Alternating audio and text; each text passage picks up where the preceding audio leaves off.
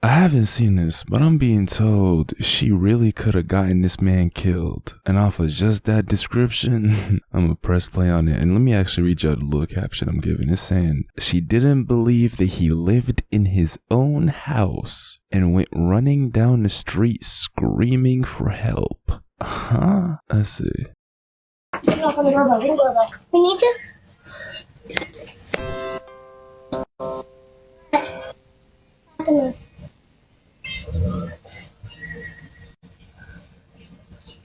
What's going on?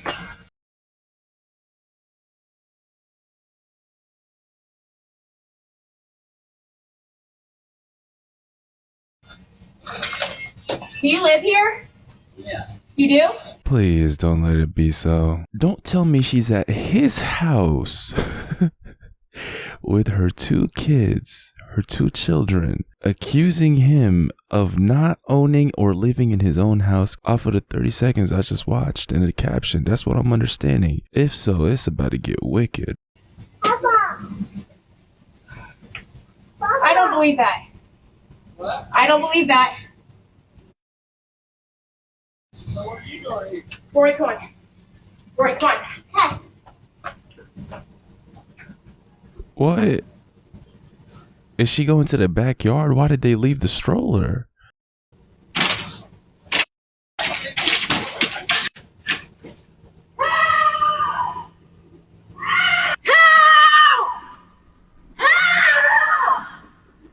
Did someone come here? Nah, this bitch is mentally ill. Not even, no, she's not mentally ill. No. She knows exactly what she's doing. She is sick. That man, first of all, at least off of what we're seeing so far, he didn't come towards her. Y'all see him right there. I think that's him right there. He didn't chase her. He didn't even approach her close enough for her to feel threatened, if that was the thing she's trying to plead. He didn't do anything to her. He was just talking to her. She asked him, "You live here?" He said, "Yeah." She said, "I don't believe that." And then she runs acting like he's running behind her as if he's trying to send her to the afterlife. This woman is sick in the head because she knows exactly what she's doing, bro. Oh, nah. How's my wife? Somebody chased her up here, and she had kids. Who chased her? She said somebody in a There was a silver guy truck. in a gray truck, and he came So around the corner, I don't and know if you guys have a I was in video. the street, and so I come up, and I just have my kids, and so I'm like gonna pretend that I'm coming home, and so I pull up and I start walking to your back gate, and he stops here and he goes, "Are you looking for someone?" And I said, "Nope," and then he sat here, and I was like, "I need to get in." Well, that's my husband. That's why he lives here. Yeah. That's why He lives here. So he came in and he said there's a lady screaming. And I'm like, that's... she got all worried that Scared the crap out of me. How? Yo, I'm about to bring my old self back, bro. This whole maturity, you know, trying to keep it cool and collected, it's about to go out the window because she's really pissing me the off. There is literally no way I just watched this demented huzz stand in front of their front door with the audacity, the gall, the shamelessness, and utterly disgusting attitude. She stood in front of their front door and then got scared because the homeowner asked her, "Hey, is there something you need help with?" But because he's a different race or he's a different ethnicity, she assumed, which by the way, look, I gotta be honest and real with y'all. I've always been one to tell y'all, stereotype people. Sometimes it will save your life. Sometimes it will save you a headache. There's nothing wrong with acknowledging a feeling you have inside of you, right? We all do it. And anybody that says that they don't, they're lying to you and they're just trying to act like somebody they're not. But there's a huge difference between stereotyping people for your own good so you don't get scammed or you don't get hurt. There's a huge difference between that and walking up to a man's home and acting like he is chasing you while screaming, "Help me!" You are sick in the head and you're a piece of shit because you know exactly what you're doing. There was no other explanation for this because it all goes back to you are literally on his front porch. You're literally in front of his main door. He wasn't at your house. He wasn't in front of your driveway. You're at his house, running away, screaming, acting like he's about to do something heinous to you. And you know the consequences of acting like that. You know how the cops treat calls like that. You know how bad it would look if a trigger happy cop was to pull up and really think this man was up to no good, when in reality, all he did was come home, see a lady in front of his house, ask her, yo, do you need help with anything? This sick ass bitch runs with her 2 kids behind his house screaming for help. What? I'm sorry. How did he scare you though?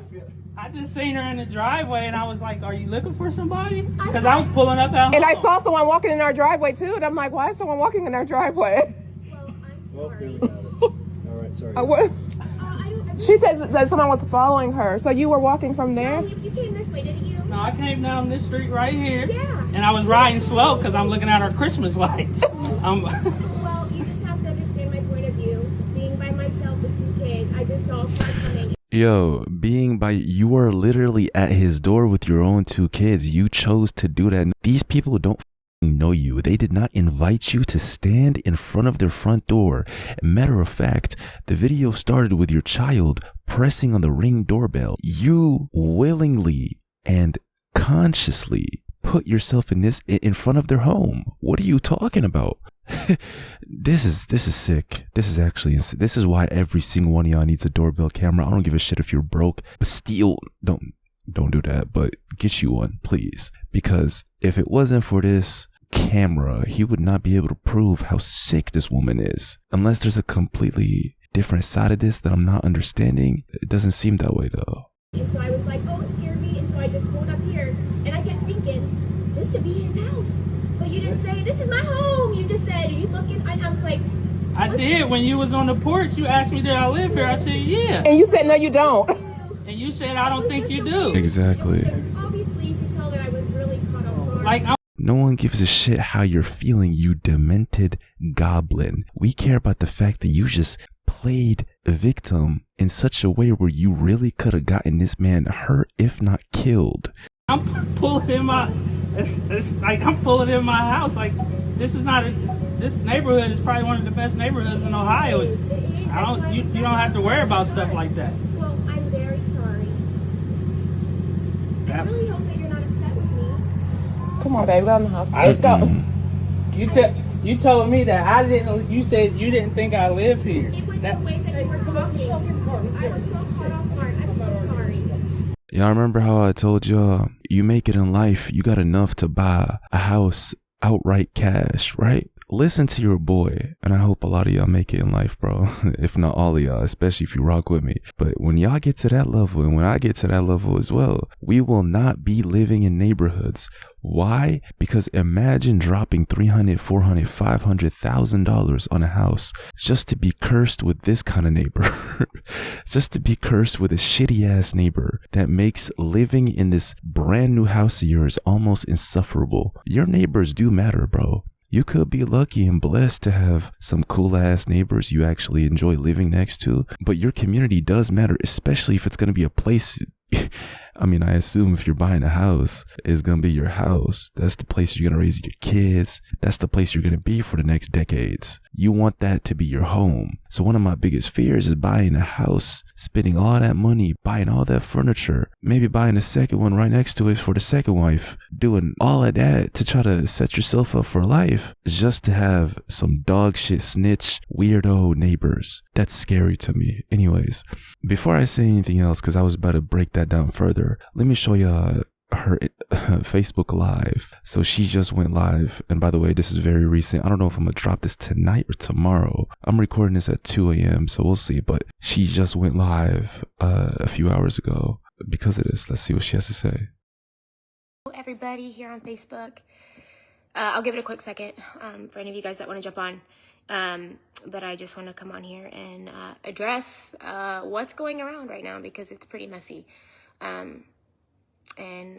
Yeah, I think there's a massive misunderstanding, and now I believe that there is an agenda that's being pushed, and Wow, agenda being pushed because of something you did. Now look, I don't give a shit what anybody says. I swear to God, bro. If the crowd is going one way, I'll go the other way. Everybody can hate or love me. I don't give a shit. I will always be real. So even though that clip was so bad And I ain't gonna lie, there's no way she's gonna come back from it. I'm still willing to sit here and listen to her and give her a chance. If what she's about to say proves her innocence or something, I'm gonna stand 10 toes and let y'all know. But I don't think so. Let's hear her out. My heart is crushed. So, waiting for you guys to pop on.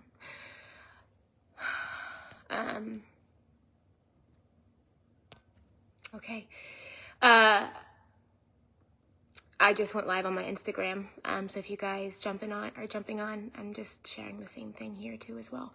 I unfortunately have had to make all of my Instagram accounts, our business accounts, private because we are being really harshly attacked over there, as well as in our direct messages, to the point of now me getting personal text messages calling me a racist pig and more. So, yeah, we're being told to watch our back and all the things.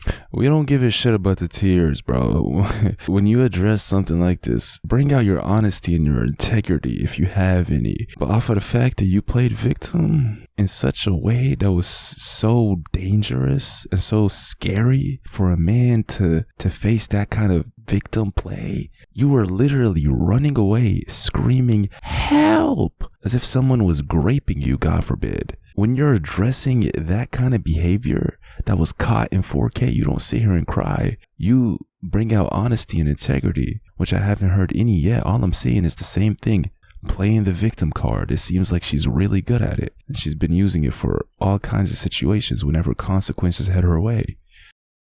So I want to jump on here because my Facebook is public, and for those of you guys who are telling me that I owe a public apology, one, I will not apologize for making any sort of racist remark.